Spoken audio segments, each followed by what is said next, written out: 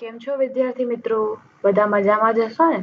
ચાલો ત્યારે ધોરણ 6 ગણિત પ્રકરણ 2 રેખાઓ અને ખૂણાઓ પાર્ટ 2 માં તમારું સ્વાગત છે. વિચારો અને શોધો. પાઠ્યપુસ્તકના પાના નંબર 31 પર આપવામાં આવેલા પ્રશ્નોના ઉત્તર આપણે અહીં જોઈશું. પ્રશ્ન 1. આકૃતિમાં લઘુકોણ, કાટકોણ, ગુરુકોણ અને સરળ કોણને ઓળખો. મિત્રો, અહીં આ પ્રથમ કોષ્ટકમાં બધા લઘુકોણ, બીજામાં બધા કાટકોણ અને ત્રીજામાં બધા ગુરુકોણ આપેલા છે. પ્રશ્ન 2. થોડા લઘુકોણ અને થોડા ગુરુકોણ બનાવો. તેમને જુદી જુદી દિશામાં દોરો. જવાબ અહીં તમે જોઈ શકો છો. આકૃતિમાં દર્શાવ્યા પ્રમાણે લઘુકોણ અને ગુરુકોણ અલગ અલગ દિશામાં દર્શાવી શકાય છે. પ્રશ્ન 3. શું તમે જાણો છો કે લઘુકોણ અને ગુરુકોણ શબ્દોનો અર્થ શું છે? લઘુનો અર્થ નાનો અને ગુરુનો અર્થ મોટો એવું થાય છે. તમને શું લાગે છે કે આ શબ્દો શા માટે પસંદ કરવામાં આવ્યા હશે? જવાબ લઘુકોણ એટલે કે 90 અંશથી નાનો, સાંકડો અને અણીદાર ખૂણો એટલે કે તીક્ષ્ણ દેખાય છે અને તેથી જ તો તેને ઇંગ્લિશમાં એક્યુટ અને ગુજરાતીમાં લઘુકોણ તરીકે કહેવાય છે. ગુરુકોણ એટલે કે 90 અંશથી મોટો ખૂણો જે પહોળો અને ખૂણાની દ્રષ્ટિએ બુઠ્ઠો દેખાય છે, તેથી તેને ઓબ્ટ્યુસ એંગલ અથવા તો ગુરુકોણ કહે છે. પ્રશ્ન 4. નીચેની દરેક આકૃતિમાં કેટલા લઘુકોણ છે અને હવે પછીની આકૃતિ કઈ હશે તેમાં કેટલા લઘુકોણ હશે? શું તમને સંખ્યાઓમાં કોઈ પેટર્ન દેખાય છે ખરી? જવાબ પહેલા ત્રિકોણમાં 3 લઘુકોણ દેખાય છે, બીજામાં 12 લઘુકોણ, ત્રીજામાં 21 લઘુકોણ અને હવે પછીની આકૃતિમાં 30 લઘુકોણ થશે. વિચારો અને શોધો. પાઠ્યપુસ્તકના પાના નંબર 35 પર આપવામાં આવેલો પ્રશ્નનો ઉકેલ આપણે અહીંથી જોઈશું. પ્રશ્ન 1. નીચેના ખૂણાઓના માપ લખો. ખૂણો KAL. જુઓ કે આ ખૂણાનું શિરોબિંદુ કોણ માપકના કેન્દ્ર પર બંધબેસતું થાય છે. તેથી KA અને AL વચ્ચેના એક અંશના ખૂણાના એકમોની સંખ્યા એ ખૂણા KALનું માપ આપે છે. ગણતરી કરીને આપણને KAL એ 30 ડિગ્રી મળે છે. શું મધ્યમ કદની અને મોટા કદની નિશાનીઓનો ઉપયોગ કરીને 5 કે 10ની ગણતરી કરવી શક્ય છે? અને B અને C ખૂણાઓનો માપ પણ તમારે શોધવાનો છે. તો જવાબ મેં તમને અહીં આપેલો છે. તમે તમારા કોણ માપકની મદદથી આ પ્રવૃત્તિ જાતે કરીને જોઈ શકો છો. વિચારો અને શોધો. પાઠ્યપુસ્તકના પાના નંબર 40 પર આપવામાં આવેલા પ્રશ્નો. પ્રશ્ન 1. આપેલ ખૂણાઓનું અંશ માપ તમારા કોણ માપકનો ઉપયોગ કરીને શોધો. જવાબ ખૂણા IHJ અથવા તો જેને તમે ખૂણો JHI પણ કહી શકો તેનું માપ થશે 47 એટલે કે 47 અંશ. બીજી આકૃતિમાં આપેલા ખૂણાનું માપ ખૂણો GHK અથવા તો ખૂણો IHJ એનું માપ થશે 23 અંશ. ખૂણો IHJ અથવા તો ખૂણો JHI તેનું માપ થશે 108 ડિગ્રી. પ્રશ્ન 2. તમારા કોણ માપકનો ઉપયોગ કરીને તમારા વર્ગખંડમાંના વિવિધ ખૂણાઓના અંશ માપ શોધો. જવાબ અંશતઃ ખુલ્લા દરવાજાનો જ્યારે ખૂણો માપવામાં આવે છે ત્યારે તેનો ખૂણો થશે 45 ડિગ્રી. બારીની ફ્રેમનો ખૂણો 90 ડિગ્રી, ટેબલનો ખૂણો 90 ડિગ્રી, ટેબલ પર ખુલ્લું પુસ્તક 180 ડિગ્રી અને ખુરશીનો પાછળનો ટેકો 110 ડિગ્રી. પ્રશ્ન 3. નીચે આપેલા ખૂણાઓ માટે અંશ માપ શોધો. ચકાસો કે શું તમારા કાગળના કોણ માપકનો અહીં ઉપયોગ કરી શકાય છે? જવાબ. પ્રથમ આકૃતિમાં દર્શાવેલ ખૂણો IHJ એનું માપ થશે 42 ડિગ્રી. બીજી આકૃતિમાં બતાવેલ ખૂણો IHJ નું માપ 116 ડિગ્રી. જવાબ થશે ના, અહીં કાગળનું કોણ માપક કામ ન કરી શકે. પ્રશ્ન 4. કોણ માપકનો ઉપયોગ કરીને નીચે આપેલા ખૂણાનું અંશ માપ કેવી રીતે શોધી શકશો? જવાબ. માર્ક ન કરેલા ખૂણાનું માપ 100 ડિગ્રી થશે, જ્યારે માર્ક કરેલા ખૂણાનું માપ 360 માઇનસ માર્ક ન કરેલા ખૂણાનું માપ એટલે કે 360 માઇનસ 100 ડિગ્રી બરાબર આપણને 260 મળશે. અને આવી રીતે આકૃતિમાં દર્શાવેલ ખૂણાનું અંશ માપ 260 ડિગ્રી થશે. પ્રશ્ન 5. નીચેના દરેક ખૂણાનું અંશ માપ લખો. A 80 degree, B 120 degree, C 60 degree, D 130 degree, E 130 અને F 60 ડિગ્રી થશે. પ્રશ્ન 6. આપેલ ખૂણાઓના અંશ માપ શોધો. મિત્રો, જવાબ તમને અહીં આપેલો છે. જાતે ચકાસીને તમે જોઈ શકો છો. પ્રશ્ન 7. ખૂણો PQR, ખૂણો PQS અને ખૂણો PQT ના અંશ માપ શોધો. જવાબ. ખૂણો PQR 45 ડિગ્રીનો થશે, ખૂણો PQS 80 ડિગ્રીનો થશે અને ખૂણો PQT 130 ડિગ્રીનો થશે. પ્રશ્ન 8. આપેલ સૂચનાઓ મુજબ કાગળનો નમૂનો બનાવો. પછી કાગળને સંપૂર્ણપણે ખોલો. બનેલી ગળીઓ પર લીટીઓ દોરો અને બનેલા ખૂણાઓને માપો. મિત્રો, આ પ્રવૃત્તિ તમારે જાતે કરીને જોવાની છે. પ્રશ્ન 9. આકૃતિમાં દર્શાવેલ ત્રિકોણના ત્રણેય ખૂણાઓ માપો અને તેના માપને સંબંધિત ખૂણાઓ પાસે લખો. હવે આ ત્રણેય માપનો સરવાળો કરો. તમને શું મળે છે? આ જ પ્રક્રિયા આકૃતિ B અને આકૃતિ C માં દર્શાવેલ ત્રિકોણ માટે કરો. અન્ય ત્રિકોણ માટે પણ આ જ પ્રયાસ કરો અને પછી સામાન્ય રીતે શું થાય છે તે માટે એક પછી એક અનુમાન કરો અને આ શા માટે બને છે તે પણ આપણે પછી શીખીશું.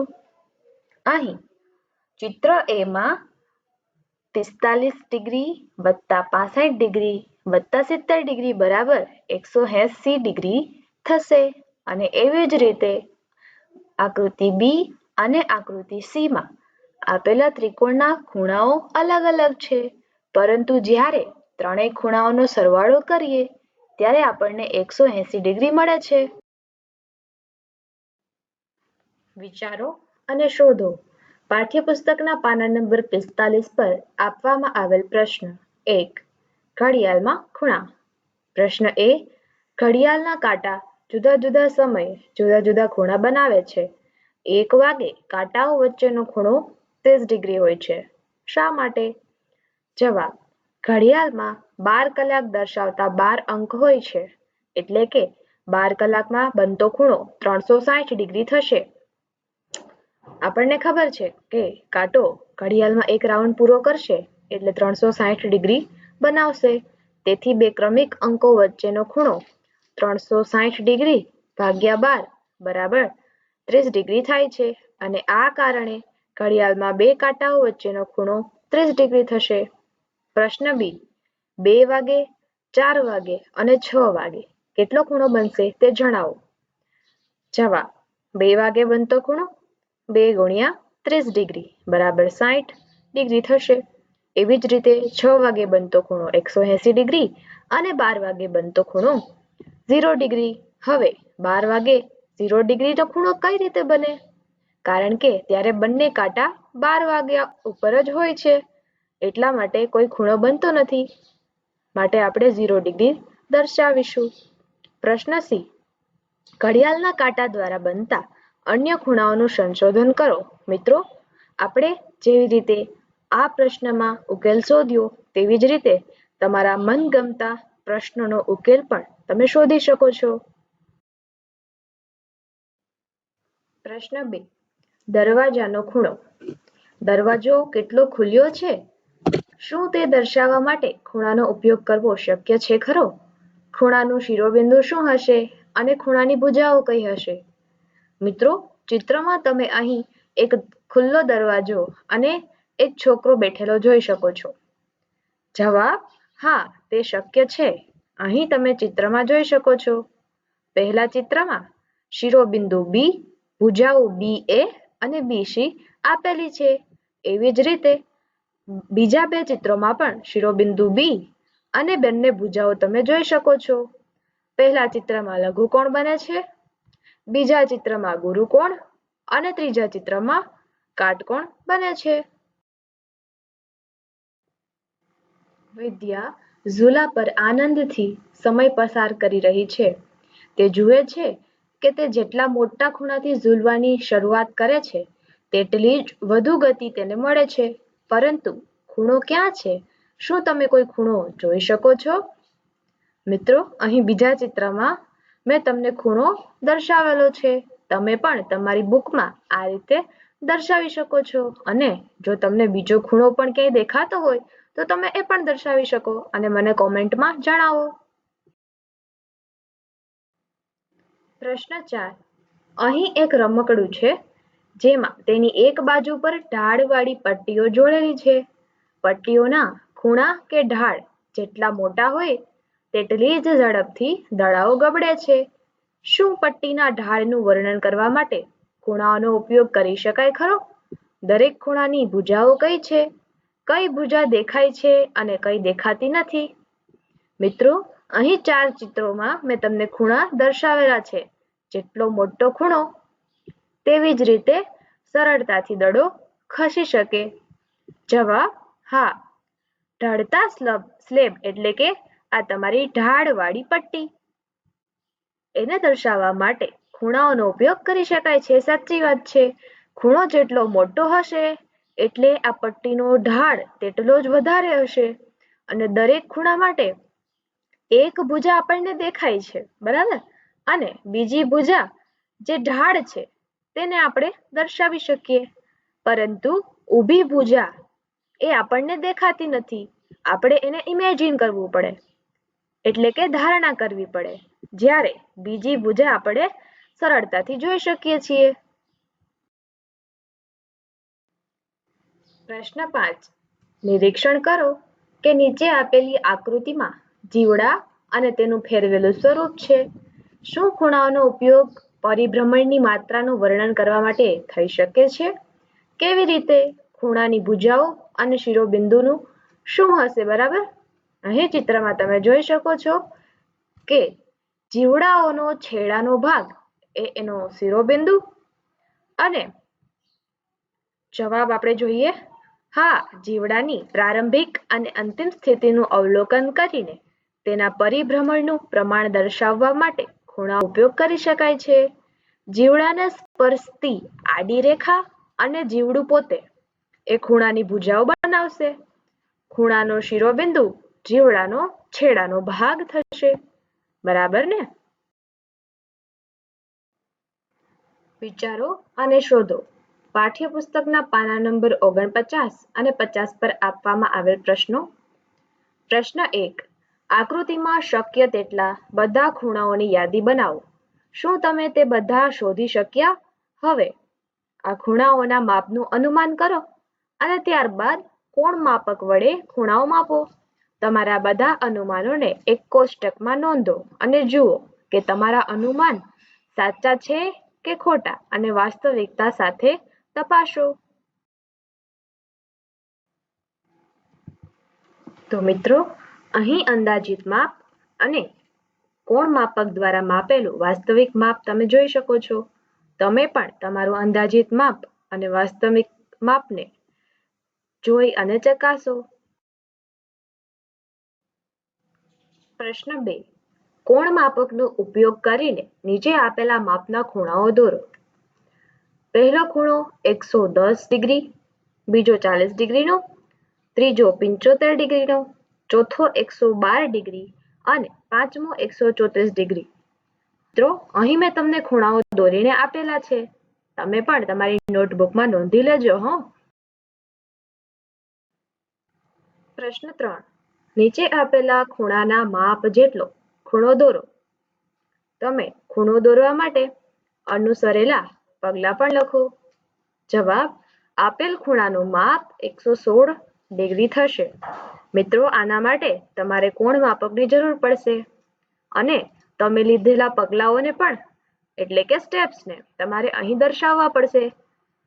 તો સૌપ્રથમ આપણે લખીશું એક કિરણ OA દોરીએ. પછી કોણ માપકના કેન્દ્ર બિંદુને O પર મૂકવાનું અને કિરણ OA ને શૂન્ય રેખા સાથે એક સમાન રાખવાની. પછી ત્રીજું સ્ટેપ કે 0 ડિગ્રીથી શરૂ કરીને 116 ડિગ્રી સુધી ગણવાનું અને પછી એક નિશાન કરીને એક બિંદુ અંકિત કરી દેવાનું, જેને આપણે ફોર એક્ઝામ્પલ B માર્ક કરી દઈએ. પછી ચોથું અને છેલ્લું સ્ટેપ ફૂટપટ્ટીનો ઉપયોગ કરીને બિંદુ O અને B ને જોડી દેવાના અને આવી રીતે આપણો ખૂણો AOB તૈયાર થઈ જશે. વિચારો અને શોધો. પાઠ્યપુસ્તકના પાના નંબર 51 પર આપવામાં આવેલ પ્રશ્ન. 1. નીચેના દરેક ગ્રીડમાં A ને આકૃતિના અન્ય ગ્રીડ બિંદુઓ સાથે એક સીધી રેખાથી જોડીને મેળવો. એક લઘુકોણ જો આપણે મેળવવો હોય તો તમારે આ રીતે બંને ભુજાઓ દર્શાવવી પડે, જે તમે આકૃતિમાં જોઈ શકો. એવી જ રીતે ગુરુકોણમાં પણ. એવી જ રીતે વિપરીત કોણને પણ તમે આ રીતે ગ્રીડમાં દર્શાવી શકો છો. પ્રશ્ન 2. કોણ માપકનો ઉપયોગ કરીને દરેક ખૂણાનું માપ શોધો અને પછી દરેક ખૂણાને લઘુકોણ, ગુરુકોણ, કાટકોણ અથવા તો વિપરીત કોણ તરીકે વર્ગીકૃત કરો. જવાબ: પ્રથમ ખૂણો PTR 30 ડિગ્રીનો થશે, જે લઘુકોણ છે. બીજો ખૂણો PTQ જે 60 ડિગ્રીનો થશે અને લઘુકોણ. ત્રીજો ખૂણો PTW એ 104 ડિગ્રીનો અને ગુરુકોણ થશે. એવી જ રીતે જો ખૂણો WTP જો આપણે શોધવો હોય તો 360 ડિગ્રી માઇનસ ખૂણો PTW બરાબર 256 ડિગ્રી એટલે કે વિપરીત કોણ બનશે. વિચારો અને શોધો. પાઠ્યપુસ્તકના પાના નંબર 53 પર આપવામાં આવેલ પ્રશ્ન 1. નીચે આપેલા માપના ખૂણા દોરો. અહીં તમે ચિત્રમાં જોઈ શકો છો અને તેના આધારે તમારી નોટબુકમાં દોરી શકો. પ્રશ્ન 2. દરેક ખૂણાના માપનો અંદાજ લગાવો અને પછી તેને કોણ માપક વડે માપો. આ ખૂણાઓ લઘુકોણ, કાટકોણ, ગુરુકોણ અથવા તો વિપરીત કોણ તરીકે વર્ગીકૃત કરો. અગાઉના પ્રશ્નોમાં જેમ આપણે અંદાજો લગાવ્યો અને પછી વાસ્તવિક ખૂણાઓને શોધ્યા હતા, બસ એવી જ રીતે આમાં પણ કરવાનું છે. જવાબ તમને અહીં આપેલો છે, જાતે કરીને ચકાસો. પ્રશ્ન 3. 3 લઘુકોણ, 1 કાટકોણ અને 2 ગુરુકોણ ધરાવતી કોઈ પણ આકૃતિ બનાવો. મિત્રો, અહીં આકૃતિ મેં તમને બતાવેલી છે, જે કોઈ પક્ષીના પંજા જેવી લાગે છે. તો ખૂણો A, B અને C એ 3 ખૂણા લઘુકોણના થશે. ખૂણો D અને F એ ગુરુકોણના અને ખૂણો E એ કાટકોણ થશે. તમે પણ તમારી રીતે કોઈ બીજી આકૃતિ દોરી શકો. પ્રશ્ન 4.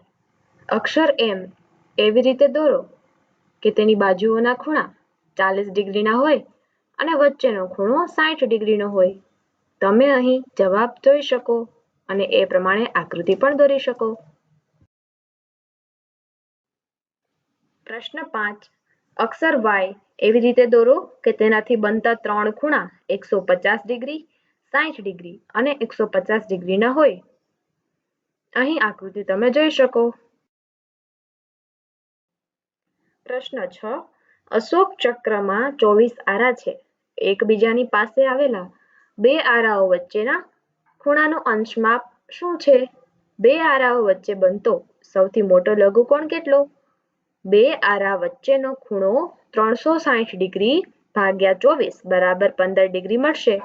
અને આવી જ રીતે બે આરાઓ વચ્ચેનો સૌથી મોટો લઘુકોણ એ 75 ડિગ્રીનો બનશે. પ્રશ્ન 7. હું એક લઘુકોણ છું. જો તમે મારા માપને બમણું કરો તો તમને એક લઘુકોણ મળે છે. જો તમે મારા માપને 3 ગણું કરો તો પણ તમને એક લઘુકોણ મળે. પરંતુ જો તમે મારા માપને 4 ગણું કરો તો તમને ફરીથી એક લઘુકોણ મળે. અને જો 5 વડે ગુણો તો ગુરુકોણનું માપ મળે. માટે મારું માપ શું હશે? જવાબ: લઘુકોણ એટલે એવો ખૂણો કે જે 90 ડિગ્રી કરતા ઓછો હોય અને ગુરુકોણ એટલે 90 ડિગ્રી કરતા વધારે હોય. પરંતુ આપણે એવો લઘુકોણ શોધવાનો છે કે જે 90 ડિગ્રી કરતા ઓછો હોય. અને આવી જ રીતે આ કોયડાનો ઉકેલ તમારે શોધીને મને કહેવાનો છે. તો અહીં આપણું પ્રકરણ 2 પૂર્ણ થાય છે અને બધા જ પ્રશ્નો પણ પૂર્ણ થાય છે. મળીએ આવતા વિડીયોમાં. ત્યાં સુધી આવજો. ધન્યવાદ.